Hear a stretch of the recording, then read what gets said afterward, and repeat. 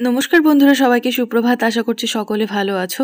আমি ভালো নেই, আমার মনটা আজ খুব খারাপ। আজ চলে যাচ্ছি হাজবেন্ড যেখানে কাজের সূত্রে থাকে সেখানে। নিজেদের বাড়ি ছেড়ে থাকতে খুব কষ্টই হয় আমার। বলো, নিজের পরিচিত, নিজের গোছানো সংসার ঘর এগুলোকে ছেড়ে চলে যেতে হয়, কি করা যাবে। আমার ছেলে দেখো আমার শাশুড়ি মা শ্বশুরমশাইকে আই লাভ ইউ বলছে। ওরও খুব কষ্ট হচ্ছে, ও যেতে চাইছিল না। আমার শাশুড়ি মা এসেছে আমাদেরকে আগিয়ে দিতে বাস স্ট্যান্ড পর্যন্ত। এখানে নামযজ্ঞ হচ্ছে, তো হরে কৃষ্ণ গান শোনা যাচ্ছে। আমার ছেলে দেখো মন্দির দেখতে পেয়েছে, মাতা সিদ্ধেশ্বরী মন্দির দেখে ও নমস্কার করতে শুরু করেছে।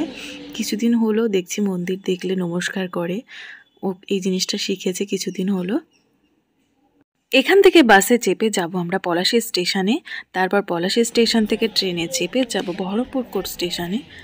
আমরা আজ খুব তাড়াহুড়ো করে লুচি খেয়ে এখন আবার ট্রেনের জন্য ছুটেছি।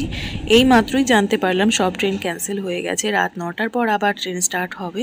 তো আসার সঙ্গে সঙ্গেই ট্রেনটা ঢুকলো স্টেশনে। আমাদের আজ একটু রেস্ট হয়নি, স্টেশনে এসে অন্যদিন অপেক্ষা করি। তো হকার তো আসতেই থাকে, আর আমার মতন যদি পেটুক মানুষ থাকে ট্রেনে উঠলে এত পরিমাণে হকার আসে, তাদের কথাতে মানে যার খেতে ইচ্ছে হবে না সেও খেয়ে নেবে। আজ আমরা অনেক সকাল সকালই রওনা হয়েছি, তার কারণ এখান থেকে গিয়ে হাজব্যান্ড আবার ডিউটিও জয়েন করবে। বুঝতেই পারছো, একটা জায়গা থেকে গিয়ে ঘরের সব কিছু গোছাতেও হবে। দেখো কত ভিড় স্টেশনের বাইরে। এই স্টেশনে একটু বেশি ভিড় থাকে, যেখানে হাজারদুয়ারি বলে একটা ঘোরবার মতন জায়গা আছে, সেখানে পর্যটকদের ভিড় থাকবে, এটাই স্বাভাবিক। আবার অনেকে চিকিৎসার জন্যও আসে, এখানে অনেক চিকিৎসার ভালো ভালো জায়গা আছে, ওই জন্য অনেক ভিড় থাকে। আমরা পৌঁছে গেছি রুমে, আর বাড়িতে সবাইকে ফোনে বলে দিয়েছি যে আমরা ঘরে পৌঁছে গেছি। হাজব্যান্ড বাইরে থেকে খাবার এনেছে, আজ তো রান্না করার সময় নেই, হাজব্যান্ড ডিউটি ছুটবে একটু পরে।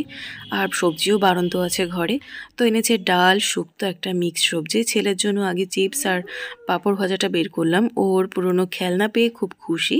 হাজব্যান্ড একবারে স্নান করে বেরিয়ে রেডি হয়ে নিচ্ছে, আমি ততক্ষণে খাবারগুলো থালায় নামিয়ে নিয়েছি। ছেলে নিজে থেকে যতটা পারে খাক চিপস টিপস, তারপর ওকে জোর জবরদস্তি করে খাওয়াতে হবে তো। নিজে আগে খেয়ে শক্তি বানিয়ে নিই, সকালে ভালোভাবে খাওয়া হয়নি।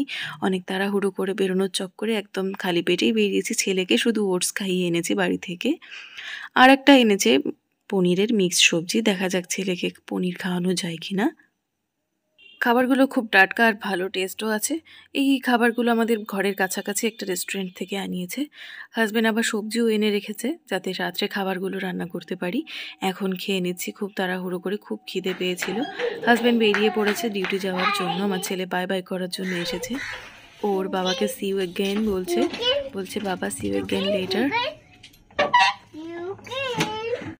দেখো আমার লঙ্কা গাছগুলোয় কত লঙ্কা এসেছে, ফুলও এসেছে। যখন এখানে ছিলাম তখনই অনেক ফুল দেখেছিলাম, দেখো লাল রঙের হয়ে গেছে লঙ্কাগুলো, খুব ভালো লাগে। অনেকগুলো পেঁপে গাছ হয়েছিল, সেগুলোকে কেটে দিতে হয়েছে কারণ ছাওয়া হয়ে যাচ্ছিল উঠোনটাতে। আর একটা আছে, সেটা গাছে মানে অনেক ফল আছে, ফল থাকলে তো সেই গাছটা কাটা যায় না। তো এই ফলগুলো খেয়ে নেবো, তারপরে কেটে ফেলবো। আর কিছু সবজি এনেছে, দেখো কত বড় লঙ্কা এনেছে, এগুলো দিয়ে বড়া খাওয়ার জন্য নাকি এনেছে। এগুলোকে এখন ধুয়ে রাখবো, আমার হাতের সাইজের বড় বড় লঙ্কা, মনে হচ্ছে বড়বটির মতন লম্বা। সব সবজিগুলো তো আর এখন রান্না করা যাবে না, সব ধুয়ে ফ্রিজে রাখবো। সব কিছু আবার গোছাতে হচ্ছে, মানে সংসারটা গুটিয়ে রেখে গিয়েছিলাম, শাকগুলো পরে বাছবো, শাক পরিষ্কার করতে সময় লাগে। আমার ছেলে দেখো, আমি মটরশুঁটি ছাড়াচ্ছিলাম, ওর খুব ভালো লেগেছে, খেলা ছেড়ে বসে পড়েছে। ওকে দিয়ে করায়নি, কয়েকটাই করেছে। কেউ বলতে পারো যে ছেলেকে দিয়ে কাজ করাচ্ছ না, ও এমনি ইচ্ছা থাকলে করলো করলো, না হলে আমি কিছু বলি না ওকে করতে। তো বন্ধুরা, অনেক দিন পরে বাড়িতে এলাম, অনেক কাজবাজ আছে, আর যার ভিডিওটা লম্বা করছি না। দেখা হবে নেক্সট একটি ভিডিওতে, ভালো থাকবেন, বিদায়।